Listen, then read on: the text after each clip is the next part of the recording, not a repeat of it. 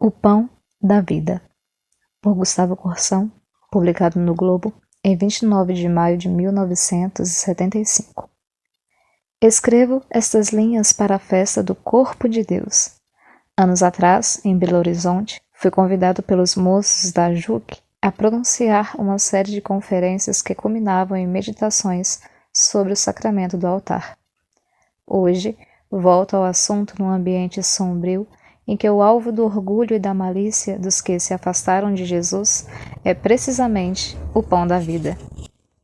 Tracemos uma linha de união entre o que aconteceu em nossos dias em torno da Santa Missa e o que, in illo tempore, se observou entre os discípulos que cercavam e ouviam Jesus quando ele lhes propôs o espantoso mistério do pão e da vida. Eu sou o pão da vida. Vossos pais comeram o maná no deserto e morreram. Este é o pão descido do céu, a fim de que não pereça quem dele comer. Eu sou o pão vivo descido do céu. Se alguém comer deste pão, viverá eternamente. E o pão que eu darei é a minha carne para a vida do mundo. Ouvindo isto, os judeus discutiam. Jesus lhes disse: em verdade vos digo, se não comerdes a carne do Filho do Homem, e não beberdes o sangue, não tereis a vida em vós. Quem come a minha carne e bebe o meu sangue tem a vida eterna, e eu ressuscitarei no último dia. A minha carne é verdadeiro alimento, e o meu sangue é verdadeira bebida. Quem come a minha carne e bebe o meu sangue, permanece em mim, e eu nele. Assim como o Pai que é vivo me enviou, e eu vivo pelo Pai, quem me come também viverá por mim. Este é o pão que desceu do céu. Não é como aquele maná que vossos pais comeram e morreram. Quem come este pão viverá eternamente. Essas coisas ele disse ensinando em Cafarnaum. Por isso muitos de seus discípulos, ao ouvi-lo, disseram: é dura esta lição, e quem poderá aceitá-la? Daí por diante, muitos de seus discípulos afastaram-se e deixaram de segui-lo. Disse então Jesus aos 12: porventura quereis vós também me deixar? Respondeu-lhe Simão Pedro: Senhor, a quem iremos? Só vós tendes palavras de vida eterna. Palavras de nosso Senhor.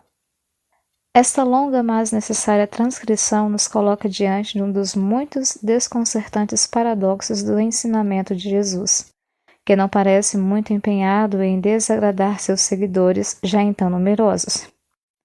O padre Lagrange diz assim, abre aspas, Jesus, por ciência divina, sabe que eles não o querem seguir até este ponto. Fecha aspas. E então o anúncio do pão da vida é posto em forma ao mesmo tempo insistente e provocante, diante do qual a maioria dos ouvintes se afastou murmurando o descontentamento. Palavras duras, como quem se queixasse. Assim também é demais. E então Jesus experimenta os 12, obtendo de Pedro uma declaração que de certo modo é evasiva quanto ao mérito da questão, mas decisiva quanto à confiança posta em Jesus, que continuarão a seguir, pois só ele tem palavras de vida eterna. Para nós que estamos diante da obra completa de Jesus, é fácil o nexo entre este texto e aquele outro, em que, pela primeira vez, Jesus não apenas anuncia e ensina, mas já efetua na ceia o sacrifício ainda incruento e sacramental.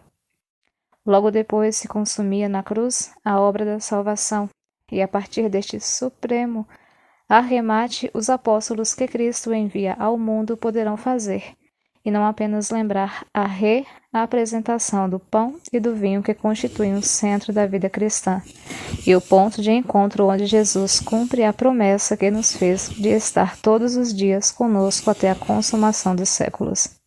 Anos atrás, nós diríamos estas mesmas coisas, isto é, repetiríamos que a Santa Missa e o centro de gravidade dela, que é a consagração do pão e do vinho, consubstanciados em corpo e sangue de Cristo, marca o compasso cotidiano de nosso caminhar na sequência de nosso Salvador. E nesses anos atrás, como me lembro quão feliz, lembrança de minhas conferências em Belo Horizonte nos anos 50, Essas coisas eram ditas num ambiente de tranquilidade e alegria. Hoje temos a mesma inabalável confiança nas palavras de Jesus, confiança por Ele mesmo alimentadas, mas sabemos que do lado dos homens que seguiam Jesus, é a presença real no sacramento da Eucaristia que tem afastado muitos discípulos. Uns se afastaram com a brutal franqueza dos antigos, mas os mais pérfidos e nocivos são os que se afastaram pela adulteração do mistério, que assim fica menos duro. Na verdade, é preciso ter consciência da real dureza desse profundo mistério.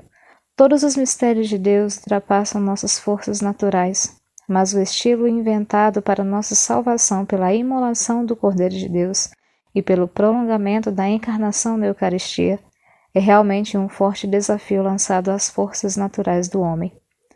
Porque esse grande mistério é mister reconhecê-lo está muito condicionado de nossa parte. De início, diria que está condicionado, não digo causado, por uma reta filosofia capaz de distinguir a substância do acidente. Não digo que a verdade da presença real em si esteja na dependência de uma filosofia, digo, porém, sem hesitação, que ex parte mostra o proveito e o progresso espiritual alimentado pelo pão da vida estão condicionados a um reto pensar que só se encontra numa reta filosofia, seja ela professada do nível da especulação consciente e formulada, seja ela vivida no nível do senso comum. As filosofias derivadas da explosão atômica do nominalismo, que, como disse o historiador Freire, no fim do século XIV se ensinava em todas as universidades da Europa. Todas as filosofias derivadas da ruptura entre a inteligência e o ser, que poluem o ar deste fim de uma civilização, tornam impraticável o cristianismo e são especialmente envenenadoras do mistério da encarnação e desta outra joia de Deus que está no centro do drama da salvação. As modernas reformas conspiram todas contra essa joia que a Igreja agasalhava, resguardava e protegia, com a reta filosofia, com os sinais de respeito infinito, com as delicadezas e pudores servidos pelos anjos. A brutalidade do reformismo atual abriu precedentes a todas as aberrações, ao contrário desse agasalho de amor, e pensa que é muito pastoral tratar o corpo de Deus com mais vulgaridade, com a mais desembaraçada falta de respeito, para quebrar o tabu do mistério, a fim de quebrar a fé, a presença real. Este é o sonho de Satã e o ideal dos imbecis. Para terminar o que continuaremos em outros artigos, não hesito em dizer que a nova missa nasceu no quadrante dessa intenção vulgarizada e, portanto, na intenção dos discípulos que se afastaram a cada dia mais e, a cada dia mais, se afastam de Jesus.